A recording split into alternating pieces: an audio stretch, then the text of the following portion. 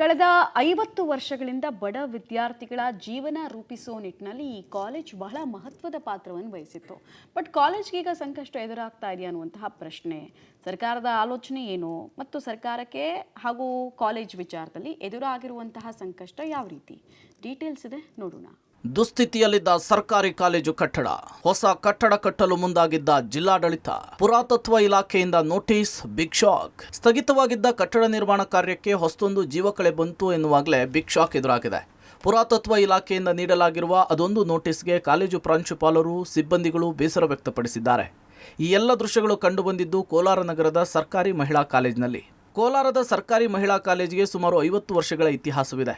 ಲಕ್ಷಾಂತರ ಗ್ರಾಮೀಣ ಭಾಗದ ಹಾಗೂ ಬಡ ವಿದ್ಯಾರ್ಥಿನಿಯರಿಗೆ ಉನ್ನತ ಶಿಕ್ಷಣವನ್ನು ಕೊಡುವ ಮೂಲಕ ಅವರ ಬದುಕಿಗೆ ದಾರಿದೀಪವಾಗಿರುವ ಕಾಲೇಜು ಇದಾಗಿದೆ.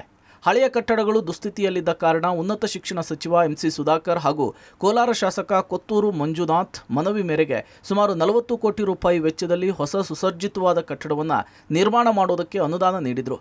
ಅದರಂತೆ ಕಳೆದ 2 ತಿಂಗಳ ಹಿಂದೆ ಶಾಸಕರು, ಸಚಿವರು ಶಂಕುಸ್ಥಾಪನೆ ಮಾಡಿ ಕಾಮಗಾರಿ ಆರಂಭಕ್ಕೆ ಚಾಲನೆ ಕೊಟ್ಟರು. ಇನ್ನು ಕಾಲೇಜು ಸಿಬ್ಬಂದಿ, ವಿದ್ಯಾರ್ಥಿಗಳು ಹೊಸ ಕಟ್ಟಡ ಆಗುತ್ತೆ ಅನ್ನುವ ಖುಷಿಯಲ್ಲಿದ್ದರು. ಹೀಗಿರುವಾಗಲೇ ಕಾಲೇಜಿಗೆ ಕೇಂದ್ರ ಪುರಾತತ್ವ ಇಲಾಖೆ ನೋಟಿಸ್ ಕೊಡುವ ಮೂಲಕ ಶಾಕ್ ಕೊಟ್ಟಿದೆ. ಪುರಾತತ್ವ ಇಲಾಖೆಯ ಕಾಯ್ದೆಗಳನ್ನು ಉಲ್ಲಂಘನೆ ಮಾಡಿ ಕಟ್ಟಡ ನಿರ್ಮಾಣ ಮಾಡಲಾಗ್ತಿದೆ ಅಂಥೇಳಿ ನೋಟಿಸ್ ಕೊಟ್ಟು ಕಾಮಗಾರಿಗೆ ಅಡ್ಡಿಯಾಗಿದೆ. ಪುರಾತತ್ವ ಇಲಾಖೆಯ ಆದೇಶವನ್ನು ಉಲ್ಲಂಘನೆ ಮಾಡಿ ಮಹಿಳಾ ಕಾಲೇಜಿನ ಕಟ್ಟಡ ನಿರ್ಮಾಣ ಮಾಡಲಾಗ್ತಾ ಇದೆ ಅನ್ನೋ ಆರೋಪ ಸದ್ಯ ಕೇಳಿ ಬಂದಿರತಕ್ಕಂಥದ್ದು. ನಾವು ಇವತ್ತು ಕೋಲಾರ ನಗರದ ಕೋಟೆ ಬಡಾವಣೆಯಲ್ಲಿರುವಂಥ ಈ ಒಂದು ಮಹಿಳಾ ಕಾಲೇಜು ಆವರಣದಲ್ಲಿದ್ದೇವೆ. ಇಲ್ಲಿ ನೋಡೋದಾದರೆ ಸುಮಾರು 40 ಕೋಟಿ ರೂಪಾಯಿ ವೆಚ್ಚದಲ್ಲಿ ಮಹಿಳಾ ಕಾಲೇಜನ್ನು ನಿರ್ಮಾಣ ಮಾಡಲಾಗ್ತಾ ಇರ್ತಕ್ಕಂಥದ್ದು.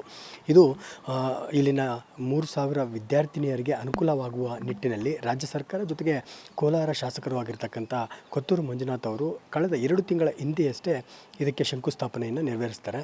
ಇದು ಸರ್ಕಾರಿ ಮಹಿಳಾ ಕಾಲೇಜು. ಇದು ಸುಮಾರು 40 ಕೋಟಿ ರೂಪಾಯಿ ವೆಚ್ಚದಲ್ಲಿ ಅತ್ಯಾಧುನಿಕ ಜೊತೆಗೆ ಎಲ್ಲ ಸೌಕರ್ಯಗಳನ್ನು ಹೊಂದಿರುವಂಥ ನೂತನ ಕಟ್ಟಡ ನಿರ್ಮಾಣ ಮಾಡೋದಕ್ಕೆ ಈ ಒಂದು ಎಲ್ಲ ಸಿದ್ಧತೆಗಳನ್ನು ಮಾಡಿರ್ತಕ್ಕಂಥದ್ದು. ಆದರೆ ಪುರಾತತ್ವ ಇಲಾಖೆಯ ನಿಯಮಗಳನ್ನು ಉಲ್ಲಂಘನೆ ಮಾಡಿ ಜೊತೆಗೆ ನಿರ್ಬಂಧಿತ ಪ್ರದೇಶದಲ್ಲಿ ಅಕ್ರಮವಾಗಿ ಕಟ್ಟಡ ನಿರ್ಮಾಣ ಮಾಡ್ತಾ ಇದೆ ಅನ್ನೋ ಒಂದು ಆರೋಪ ಕೇಳಿ ಬಂದಿರತಕ್ಕಂಥದ್ದು.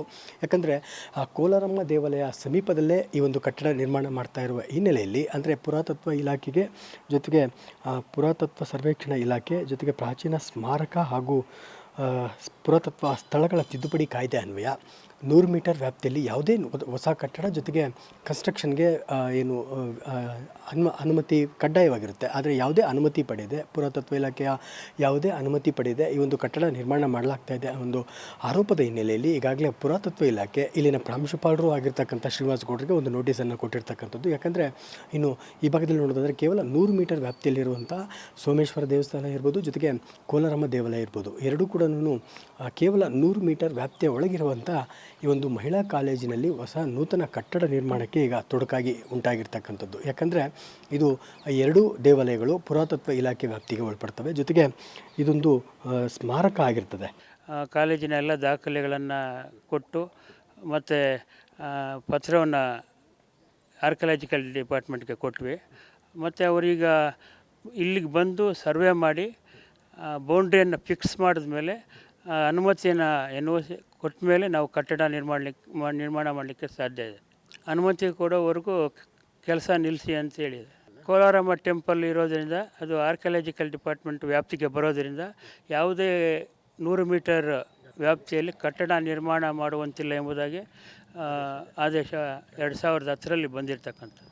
ಅದೇ ಇದು ಅವ್ರು ಬಂದು ಸರ್ವೆ ಮಾಡಿದ ಮೇಲೆ ಅನುಮತಿ ಕೊಟ್ಟರೆ ಕಟ್ಟಡ ಪ್ರಾರಂಭ ಕೊಡ್ತಾರೆ ಎಂಬ ಆಶಾಭಾವನೆ ಇದೆ, ಭರವಸೆ ಇದೆ.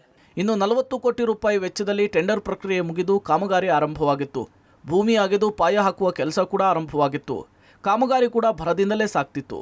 ಆದರೆ ಏಕಾಏಕಿ ಕಾಲೇಜಿಗೆ ಕೇಂದ್ರ ಪುರಾತತ್ವ ಇಲಾಖೆಯಿಂದ ಬಂದಿರುವ ನೋಟಿಸು ಎಲ್ಲರಿಗೂ ಶಾಕ್ ಉಂಟು ಮಾಡಿದೆ. ಕಾಲೇಜಿಗೆ 100 ಮೀಟರ್ ದೂರದಲ್ಲಿ ಕೋಲಾರದ ಅಧಿದೇವತೆ, ಪುರಾತನ ಇತಿಹಾಸ ಹೊಂದಿರುವ ಕೋಲಾರಮ್ಮ ದೇವಾಲಯವಿದ್ದು, ಈ ದೇವಾಲಯ ಕೇಂದ್ರ ಪುರಾತತ್ವ ಇಲಾಖೆಯ ವ್ಯಾಪ್ತಿಗೊಳಪಡುತ್ತೆ.